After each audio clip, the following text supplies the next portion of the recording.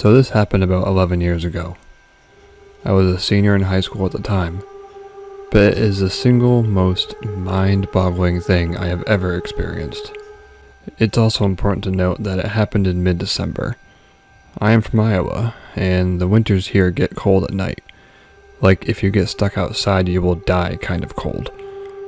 That plus the snowfall makes everything dead silent.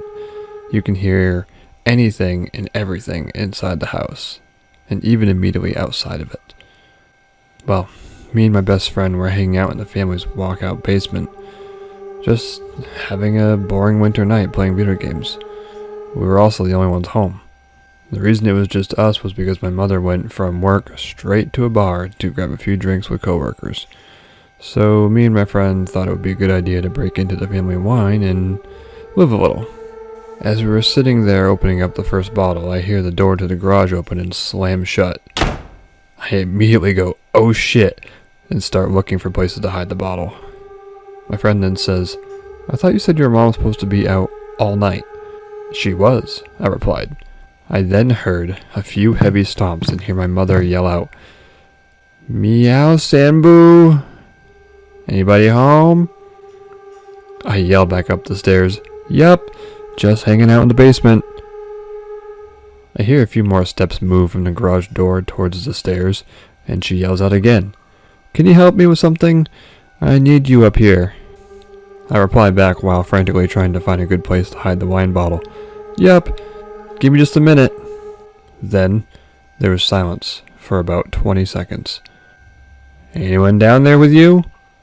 she yelled back in a more concerned, serious tone, in a voice that was slightly off of my mother's. This was the first thing that told me something wasn't right. Our family never cared if anyone was over, as our house was a very open house to all family members and friends, and the voice, it was just wrong. Like it sounded like my mother's, but it was missing something that I couldn't put my finger on. Weirded out, I replied back, "Just Colton."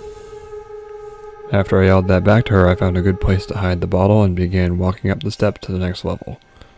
Now, as I was walking up the steps, I couldn't help but feel the overbearing silence of the house, and the slight electric twinge that something isn't right. When I got to the top of the steps, I looked over to where the door to the garage is, and also the kitchen right next to it, and it's black. Pitch black. All of the lights were off, and there was no moonlight shining through my windows. I walked over to the kitchen yelling out, "Mom, where are you?" There was no reply. Just silence and darkness. I feel the electric twinge turn into full needles, and my adrenaline kicking in full force. I have to get out of here as fast as possible. My mother was not home. I run back down the stairs, grabbing my coat along the way. "What's wrong?" Colton says. "My mother's not home," I reply as fast as I can, looking for my truck keys. What do you mean? You were just talking with her." I could see the confusion in his face. "There is no one home. We need to leave now." I took a few steps towards the back door that opens up to the yard, and then I see my dog shaking on the couch, and my cat growling behind it. I couldn't leave them. I just knew if we left, something would happen. "Are we leaving?" Colton said, still confused as hell. No. I can't leave them here alone. Something is really off. I'm going to call my mom and figure this out." I pull up my phone and I call my mom. She picks up immediately. "Meow, Simbu. What's going on?" She answers. "Mom, were you just home? I heard you yelling for me from the second level, and when I went up there, you weren't there," I said frankly, hoping that she was playing a joke. "No, I'm just leaving the bar. I wasn't feeling very well." "Are you okay? What do you mean you heard me?" I fill her in on the whole story, and she rushes home. And Colton and I stayed in the basement with the animals until she got home. But before she did, you could hear something upstairs. Not walking or sitting on things, but a pressure in the air. Like a black hole was slowly moving from one room to the next. And the word that I would instinctively describe it as is hungry. When she got home, you could feel the thing leave just as quick as it came. Like an overbearing predatory presence had just flown away. We still have never figured out what the hell was going on. And this is just one story of many unexplainable things that have happened to us.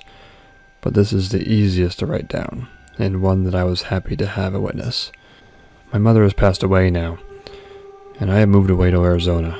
But whenever I go back to Iowa and I see Colton, he still gets creeped out by what happened.